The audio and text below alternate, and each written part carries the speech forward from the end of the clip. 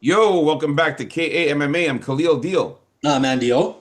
and we are KAMMA. We're about to talk about UFC Vegas 117, also known as UFC Fight Night 276. And we're going to talk about our final predictions, thoughts, and face-offs for the prelims, starting with the first fight of Shauna Bannon versus Nicole Cagliari. So, Andio, after watching the face-offs, man, how you feeling about this fight? Yeah, talk about a low-level women's MMA fight to open things up. Both ladies looking all right here. I'm just going sticking with Cagliari like I did before to hopefully go for those takedowns and work for the subs and possibly even put Shanna Bannon away. But the call here is going to be Shanna Mama Bannon, Nicole Cagliari by decision or submission. All right, man. So, yeah, looking at the face-offs here, bro, you can see that Cagliari is way more ripped and muscular than Shauna Bannon. You can tell looking at the arms there, you can see her arms are even really muscular and built. She's super built, man. And I didn't expect her to be a little bit taller also than Shauna Bannon. You saw here in the face-off, Shauna Bannon coming in right into her face. And Nicole Cagliari looks very serious, and she looks like ready to go, man. She looks super strong.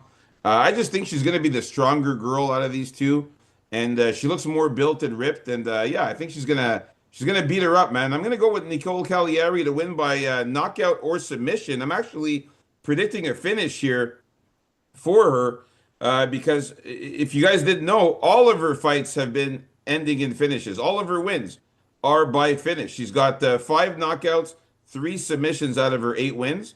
So yeah, she goes out there and it's kill or be killed, and I think she's going to be able to kill Shauna Bannon. So give me Nicole Cagliari by knockout or submission, man. All right, to start it off, we're in agreement. Let's move on up to the next fight. I think she's going to be a little harder to put away than the girl she's been putting away though before Cagliari. That's why I didn't pick finish. Right, but you know what? I don't really think Charlotte Bannon's that great, man. Her last fight, she got submitted by Sam Hughes, so she got finished in her last fight too. So I think that Cagliari can do the same, man.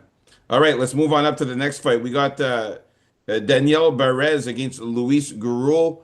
Yeah, I was happy to see Danielle Barez being the taller fighter here, and he looks really good. He's also really ripped and muscular. Obviously, Luis Gurul is the shorter guy, but Luis Gurul is slightly a little bit bigger than Daniel Perez, but not by much. Just a little thicker there on the chest, arms. But Barez is in phenomenal shape, man. He looks great, man. Super ripped, super built as well. And I like the height advantage here. And I just think he's going to be the better fighter too. He's coming out here looking good, man. And Luis Gurul, I don't really, I don't really think he's all that, man. The guy hasn't won one fight in the UFC since he set foot in the UFC. Lost all three fights, and at least Barez actually won a fight in the UFC against Victor Altamirano. So yeah, I'm going with Daniel Barez here to get the win. I have him winning by knockout or submission as well. I think he's going to finish Luis Gurul, man. Yeah, so this fight money's been pouring in on Luis Gurul here to get it done. I've noticed. I don't know if people know something that I don't know here, but if nothing really changed, this fight is a total non-confidence one. Also, don't think either of these guys is that good, but I'm gonna lean slightly towards Barez to get it done, just because although he hasn't been knocked out yet in his fights, Gurul seems kind of, when he gets hit, he gets rocked, he gets wobbled, and I think Barez has the potential to maybe get that knockout finally. So I'm gonna go with Barez to get the decision or knockout though, but it's close. I'm going 55% decision, 45 knockout.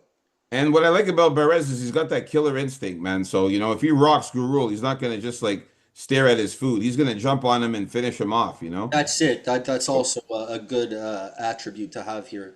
All right, so me and Andio in agreement with Danielle Perez. Let's move on up to the next fight. We got the ladies going at it again here. We got Alice Ardelean against Polyana Viana here, Andio. Okay, here, hey, Ardalian seems pretty happy to be there, and that's always good. I just can't pick Pollyanna Viana anymore, even though I think she's probably the more skilled fighter here overall. I just think she's kind of checked out, and if things don't really go totally her way, or she faces something, a little uncomfortable in there, I don't think she has the fight in her anymore. Let's just say the desire to really fight things off anymore. So yeah, I'm gonna go with Ardalina, who's not as bad as we thought here. I'm gonna go for her getting a decision or knockout. Yeah, Ardelean looking really good, coming out here in very good shape. Obviously, Oh, still. sorry, Viana looking really good too. Yeah, no, she definitely looks good. If we're talking beauty wise, of course, Pollyanna Viana is the better looking of the two. But physically, Ardalina, I think she's pretty big, muscular, and looks pretty good, man. And Viana a little on the skinnier side, but she is also ripped. But yeah, Ardalina, man, looks tough, man. We've seen her fight. I think she's a very tough girl. And yeah, I got her winning by submission or decision. You can see Pollyanna Viana in her 8 losses. Three of them have come by sub and four by decision. Only one knockout loss. And I think Alice Ardelean could, potentially get a sub on her on the ground or win a decision. But very important that Pollyanna Viana is dangerous with her submission game as well. So Ardelean has to be careful. But I'm going to go Alice Ardelean by sub or decision here on this one. All right, so me and NDO agreeing on this one. And yeah, and Ardelean just looks she is looking very happy here. But in the cage, man, she's a fucking fighter, man. She's a dog, you know. All right, let's move on up to the next fight. All right, we got Cody Brundage against Andre Petrovsky here. Cody Brundage this time with his hands in his pocket, very lackadaisical here, walking up to the podium to Love the it, face-off. love it. Doesn't care. You know, he looks like he doesn't care to be there. Physically he looks all right, man. He looks pretty good. He's still pretty lean and in good shape. But Petrovsky, man, phenomenal shape. You can see he's the more muscular, the more ripped guy, bigger, and he's more built than Brundage. I really want to count on the toughness here of Petrovsky to use his wrestling, man. Petrovsky's a good wrestler. Get Cody Brundage to the ground and pound him. Look for subs. I like Petrovsky in this one, man. I think he could get the. I just don't trust Cody Brundage in anything anymore. This guy is a weird fighter. He's not. Anymore. Yeah, I used to like him way back, but the guy's been a weird guy, man. He always something happens in his fights, whether there's eye pokes, fucking nut kicks, fucking who knows what's gonna happen with this guy. And he's on a 3-fight losing skid. I like Petrovsky in this one. Give me Petrovsky to win. I'm gonna go Petrovsky by sub or decision. We've seen Cody Brundage lose by submission. He's lost by submission 2 times, lost 4 decisions as well. And Petrovsky, the way this guy gets his wins is mostly by sub or decision. If you look at his last, for how long, it's been a long time, man.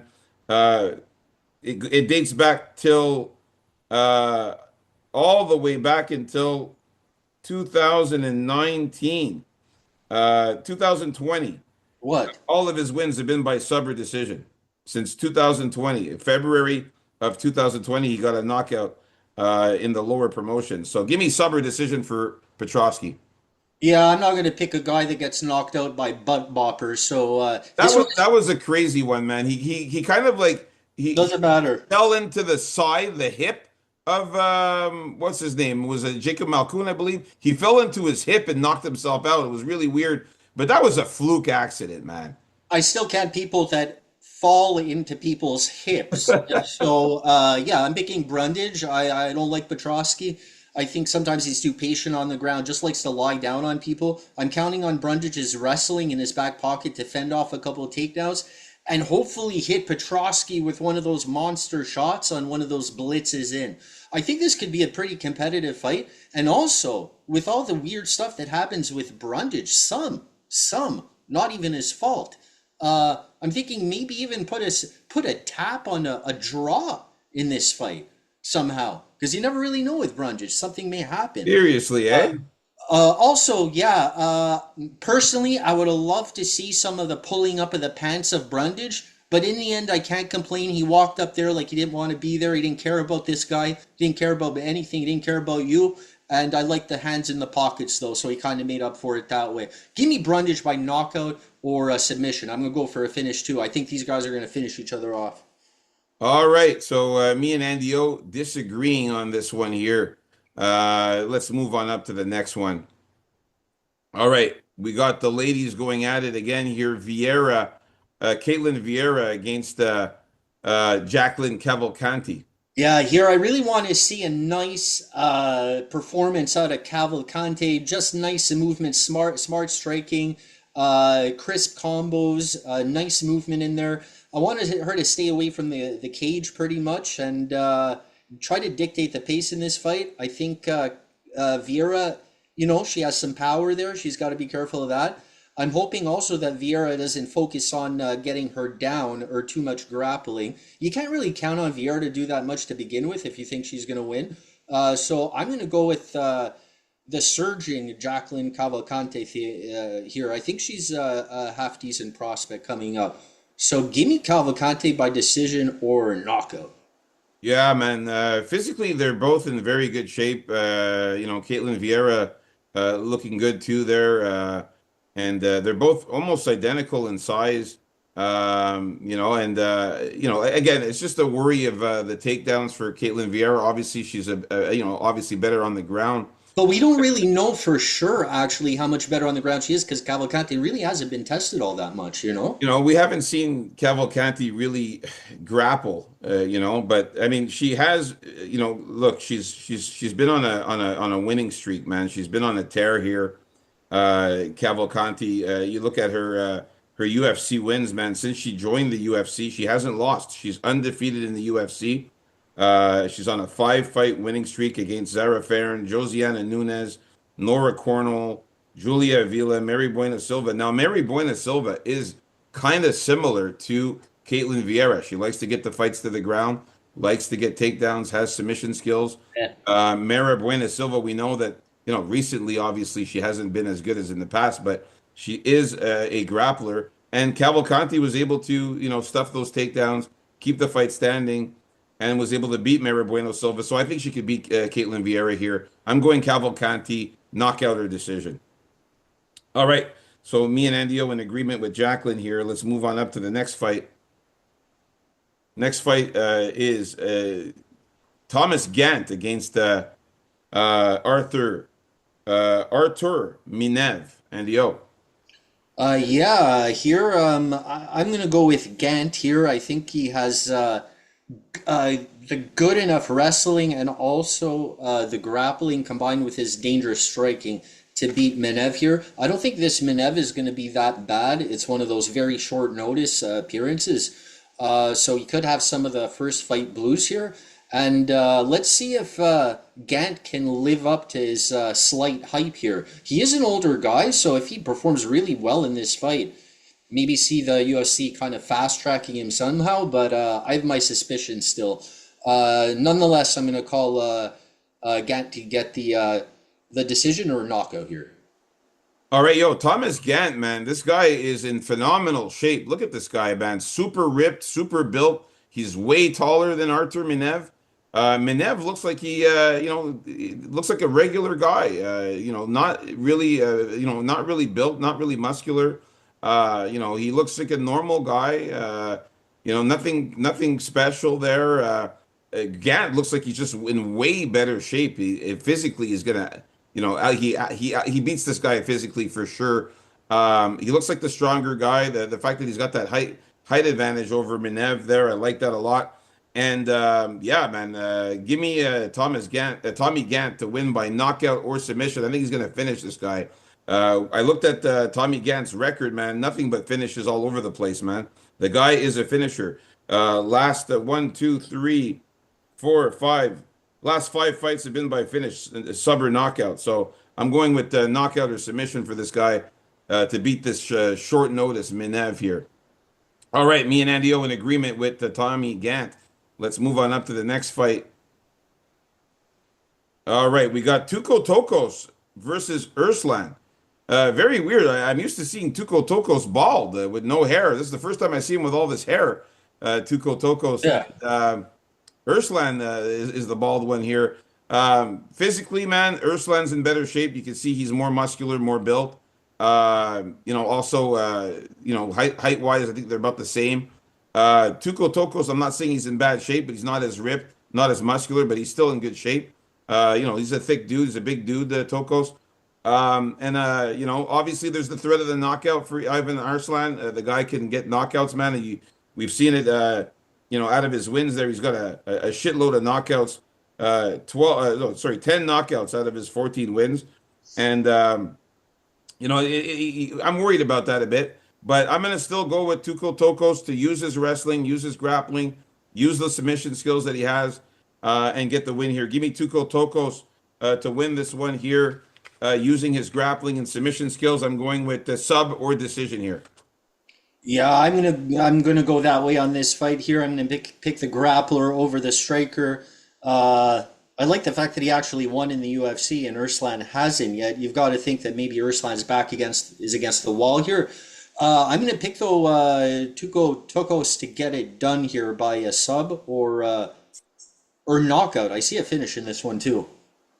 All right, nice. So me and Andy O agreeing with Tuco Tokos Oh here. yeah. Let's hope he gets it done, man. All right, let's move on up to the next fight. The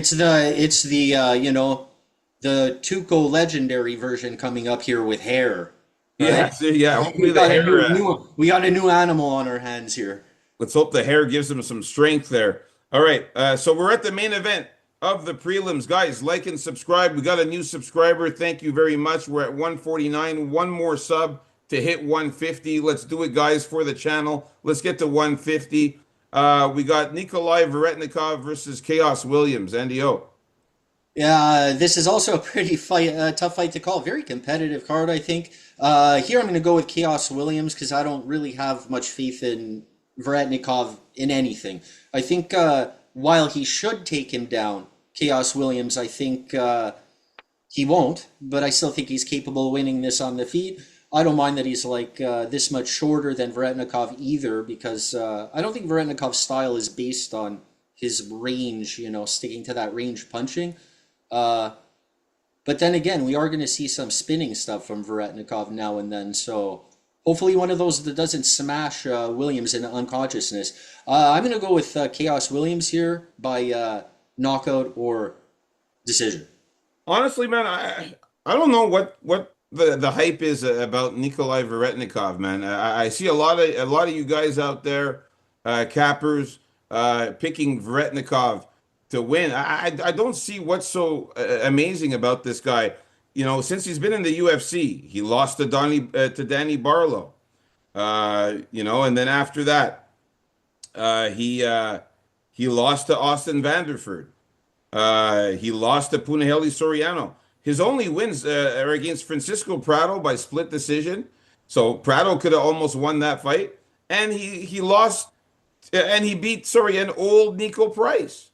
Nico Price is not really that impressive, man. I mean, an old Nico Price that he beat in February of this year. Nico Price is done. We know it. What is he, retired, Andy O? Yeah, he's retired now. Yeah, so I mean, like, who's he really beat? Nico Price and Francisco Prado. We saw Francisco Prado a few weeks back looking very, very regular. Francisco Prado just lost his last fight to Charles Radke there. Man, I don't know what's so amazing about Veretnikov, man. But Chaos Williams, on the other hand, yeah, I know Chaos Williams did lose a couple fights, but it's to some really good guys. Andreas Gustafsson, Gabriel Bonfim. These are high-level fighters compared to Veretnikov. He beat Carlston Harris. He beat Rolando Bedoya. He fought Randy Brown, Miguel Baeza, Matthew Semmelsberger, Michel Pereira, Abdul Razak Al Hassan, Alex Morono. He's fought way better fighters than Veretnikov. Give me Chaos Williams to knock out Veretnikov or win a decision. I think he's going to get this one, man. This is a fight he should be able to win. Let's do it for the brothers, He Chaos. should. If he doesn't, man, they should just get rid of him. Yeah, seriously, No, man. no one respects this guy like they used to, though. Exactly. So there you have it, folks. Our final predictions, thoughts, and face-offs for the prelims. Stay tuned for the main card coming up next. KAMMA, let's get it. Peace out, folks. KMMA, baby. Woo!